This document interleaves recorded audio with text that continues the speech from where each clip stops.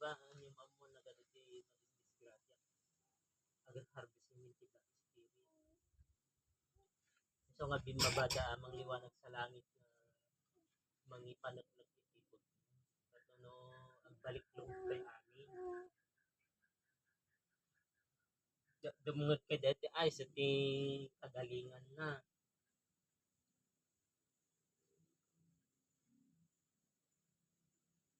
Sagrado nga min dito di sa start.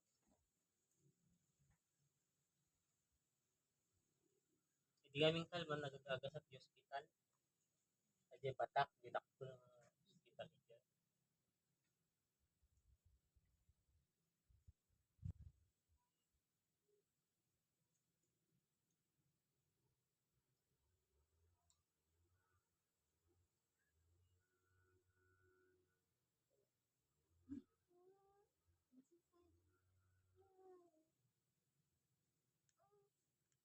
Hindi kami binmaba ni Berhen Maria sa kalangitan itimpagana. Idi binmaba iso na July 4, 2020. Binmaba.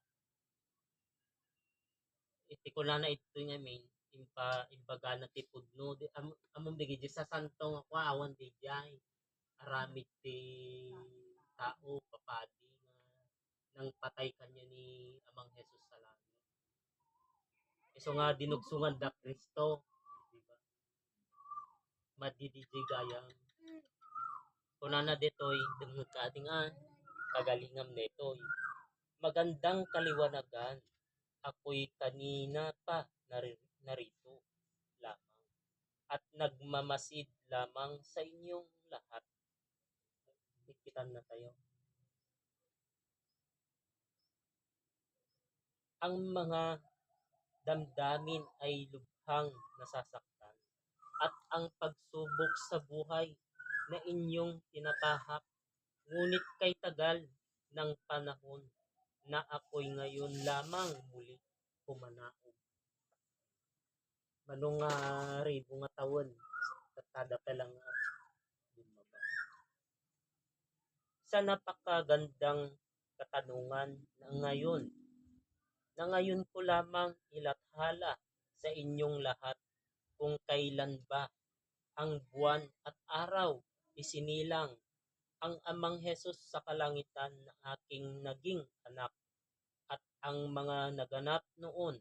Ako ang mahal na Berhen Maria na ina ng Amang Jesus sa kalangitan na nakabiyak ni Jose. At ang ngalan ng aking ama ay Neba, ngunit paumanhin sapagkat ang aking ina ay hindi na maituturan sapagkat makasalanan at ang ama ng aking ama na kanyang ama ay si Espenya Marino. Espenya Marino ti kamana. Na anak ni Espenya ti Matthew na ama ni Espenya Marino at Jesus na pinangalan Poseidon. Ni Poseidon iso na agbambantay di karagatan. Ni madaddi langit iso. At noon nang ako'y nagdalaga, ang aking edad noon ay 21 gulang at hindi lang iisa kapatid ang anghel na bumaba noon sa akin. Ito'y dalawa. Dalawa sila na anghel na siyang pumanaog. Ako'y na nagulantang sa aking nakita at sinabi ng anghel sa akin na ikaw ay magdadalang tao at ikaw ay pagkakalooban ng anak ng ating Amang liwanag sa kalangitan. Yaon ang kanyang tinuran at ang aking tinuran.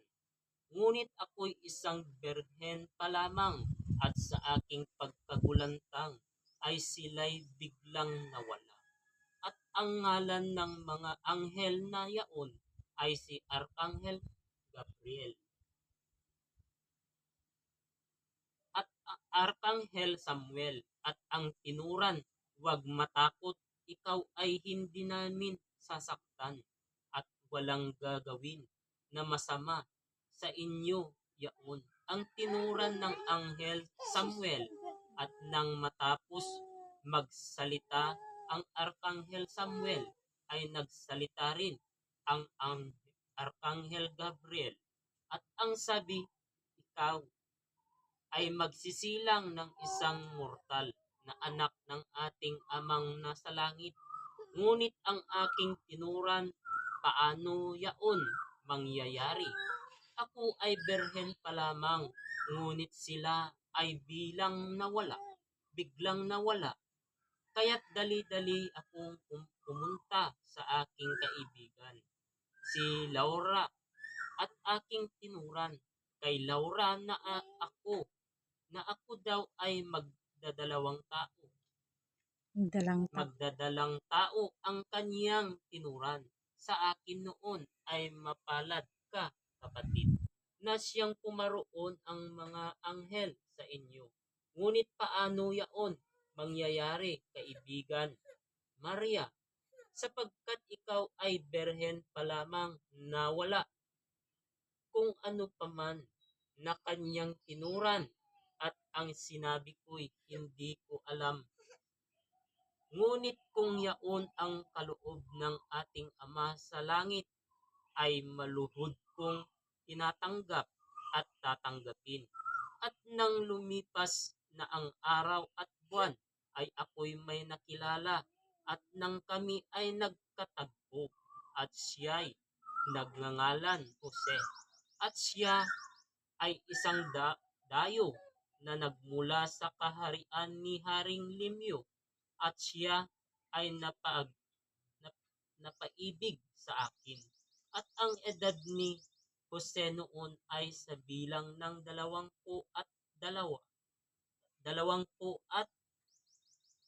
di taon na 24, 24, at ako naman 21 taon gulang, at ang aking kaarawan ay sa bilang ng buwan Pebrero 14, February 14. Isa DJ Valentine, mali DJ. Birthday ni Berhen Maria ti kasa DJ. Titi at kay peso. DJ kat araw ng mga puso, mali. Ti araw nga ti puso, Agosto 8. Ngimhang kay nga kastas na ti puso nga nalagbaga. Mali. Puso nga puraw ti kuha inyo. Aramidin nyo ng kuha. Ngunit siya noon ay natakot sapagkat ako'y nagdadalang tao na kanyang nalaman.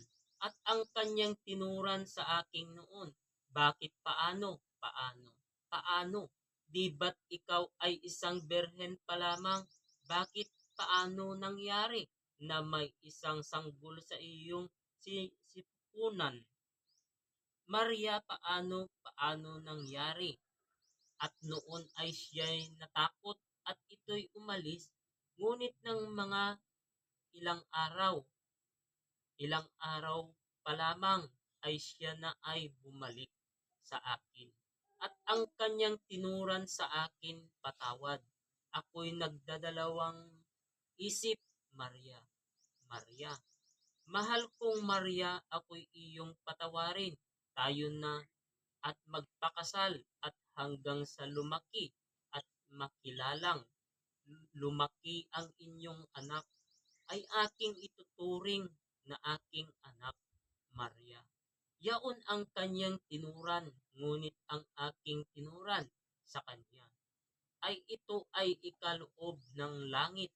Kaya kami na ay nagsama, ngunit kami ay umalis noon sa aming lugar sa panahon, at pumunta kami sa kanyang pinsan sa panahon na yaon, sapagkat nabalitaan namin sa aming lugar na kikitilin ang buhay ng mga sanggol, at dali-dali kaming umalis noon sa aming lugar at la- lenyang pumunta kami sa kanyang pinsan na sa Naria ang bayan. Pinangalanan sa ngayon na Nazareth. Ngunit kami ay hindi pinatuloy sapagkat malapit na noon ang aking kapananganakan sa aking anak, kaya't kami muling naglakbay at kami napadpad sa bayan at ito ay sa bandang silangan sa bayan ng Nadeo at ang aking magaling na kabiyak na Jose siya'y nangyari na aming sisidlan sa di kalayuan sa may isang pastulan at pagkayari ng aming sisidlan ay kami na mahinga, ngunit kasabsaban lamang ang katabi namin at yaon ay pastulan na aming katabi. Kapatid, hanggang sa ilang araw na lamang ay nabibilang sapagkat ako na ay manganganak sa aking anak hanggat dumating ang araw hindi ko na kaya at si Jose ay nagmadali sapagkat ako ay manganganak na. Kaming dalawa lamang noon ni Jose hanggang sa ako ay nagsilang at pinanganak ang aking anak. At sa isang sisidlan ay aming siyang pinalagyan at amin siyang pinangalanan ng Jesus sapagkat yaon ang turan ng Ama sa langit at ako noon ay nanganak at nagsilang sa naganap na ikapito ng gabi.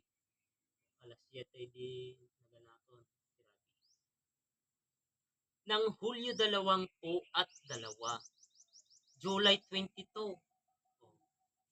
Idiin silang dani amang Hesus sa langit, July 22, eksakto. Hanga DJ December 25, mali diyan. Ngunit napalaking liwanag ang siyang bumaba sa amin noon at noong siya'y isinilang at noon may 3 hari sa amin ay dumalaw noon at nagbigay ng kanyang ng sisidlan na regalo at ang kanilang tinuran handog para sa anak lumikha at ang aking kabiyak na Jose ay nagtanggi ngunit may mga haring nagsilapitan na at ang sinabi nila isang Mesya. Ang 3 hari na yaon ay hindi ko na kinilala pa ang kanilang mga ngalan sapagkat kami nagulat sapagkat kami ay nagtatago lamang noon ni Jose isang Mesiyas na kanilang tinuran sa aking anak ngunit hindi Mesiyas Mesaya. ngunit hindi Mesaya ang aking anak sapagkat ito ay anak ng lumikha na tanging liwanag lamang yaon ang liwanag na siyang bumalot sa amin. Ngunit ang ibig sabihin ng Mesiyas ay isang sugo na ibinigay ngunit ang aking anak ay hindi sugo o Mesiyas. Mga kapatid, sapagkat siya ay anak ng ating amang liwanag sa langit na kanyang ibinigay. Ang aking anak noon ay ang kanyang hangad lamang ay ang salitang ibibigkas, ituturan at ibinibigay sa lahat na tanging ang amang nasa langit lamang ang sambahin, ipinagkaila ng kaninang mga kasama ang aking anak at ang aking anak ipinagkaila ni Judas na anak Haring David na kanyang apostoles ang aking anak ang amang Jesus sa langit at ito noon ay sa bilang ng buwan ng Hulyo, ikawalo, July 8. Naroon ako noon na siya ay ipinagkanulo ni Judas na anak ni Haring David. At naroon ako na siya ay hinuli sapagkat si Judas Iscariote, kanya rin ng naging apostoles, ay siyang nagbenta, ipinagpalit sa salapi, upang ituro kung nasaan noon ang aking anak sa kanyang pinagtaguan at Hulyo 15, July 25, nang sinabi ng Haring David kay Judas na kanyang anak, na ang tinuran Judas ano ang nais araw gawin, pagpapako kay Jesus, at ang tinuran ni Judas na anak ni Haring David ipako sa krus Hulyo 22, July 22, hindi pa ako damalaw. Iso na hindi na ako na amin tibasol ti taon. Yaon ang kanyang tinuran, ngunit ito rin ang araw ng kanyang kapananganakan.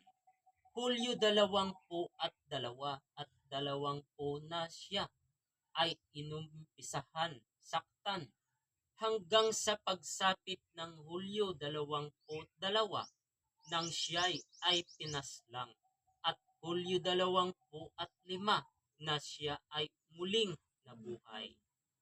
O di 25 di July na nabiyagong. Ngunit ang muling pagkabuhay ng aking anak ay yaon din ang aking pagkawala na napakahaba ng araw na yaon, at sa tuwing kami ay sisilip noon sa kanilang pinagulungan, ay siya'y na nakaupo lagi, at lagi lamang siya'y nakaupo at nagsabi, Patawarin mo ama, hindi nila alam ang kanilang ginagawa. At ang oras sa pagsisimula ng pagpapahirap sa kanya ay simula ika-6 ng umaga, alas 6. Habang siya ay naglalakad, siya ay pinahihirapan at kasabay niya kami.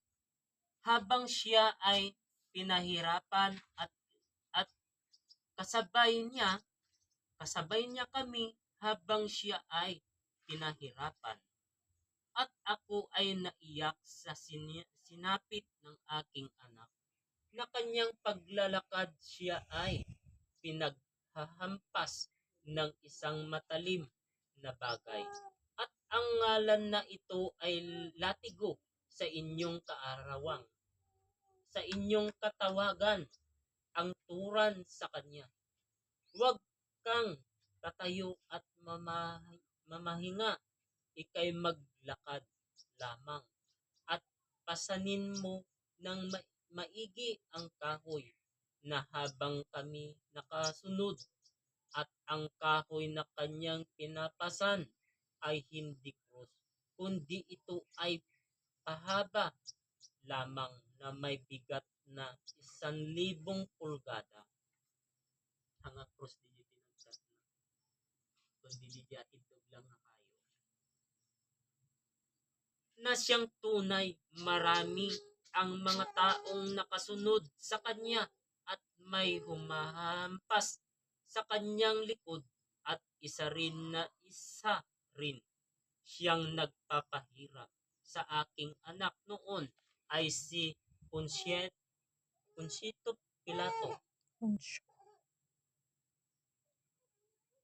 na habang nakasunod sa kanya habang naglalakad, kaya't kami ay hindi makalapit, ako'y nalulumbay, sapagkat walang awa nila, sinaktan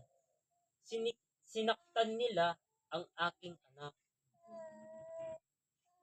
Hindi man lang nila dininig ang aking pagmamakaawa sa kanila, sapagkat walang awa nila sinaktan ang aking anak at noon ang aking anak ay lubhang nauuhaw.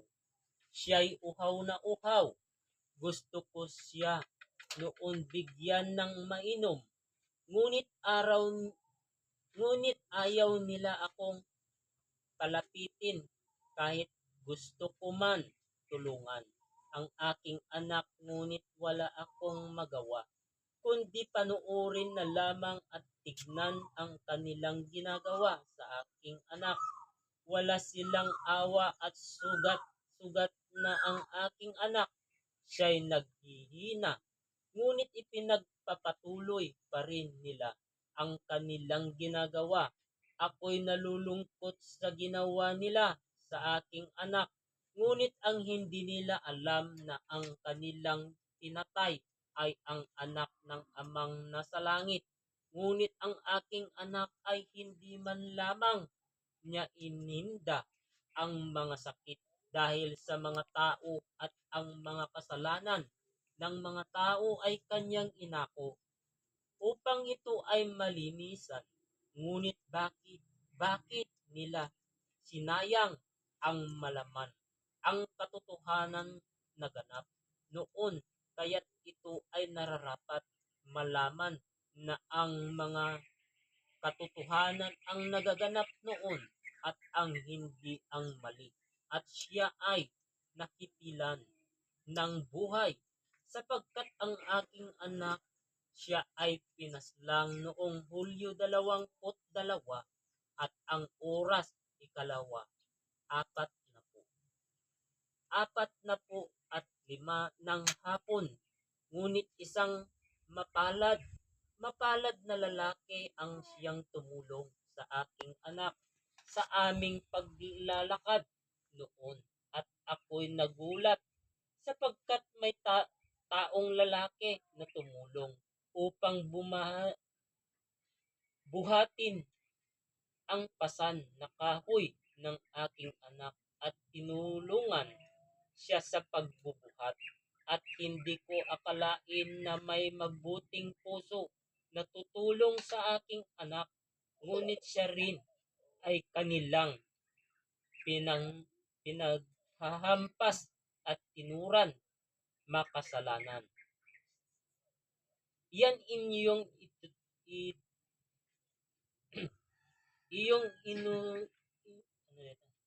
itinutulungan, ngunit walang pag-alinlangan na siya'y tumulong.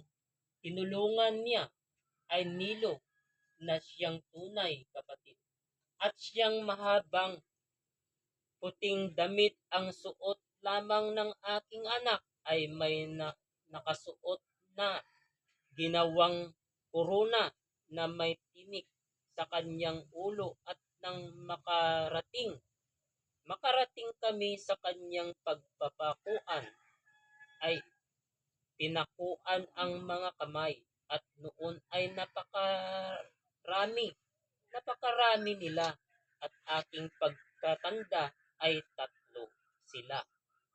Noon na isinabit ipataas, ngunit ang araw ng pagkitil ng buhay sa aking anak ay 3 sila noon. Isinabit pataas, at ang tumulong na yaon ay pinaalis ang taong tumulong sa aking anak sapagkat makasalanan na kanilang binanggit, at ako'y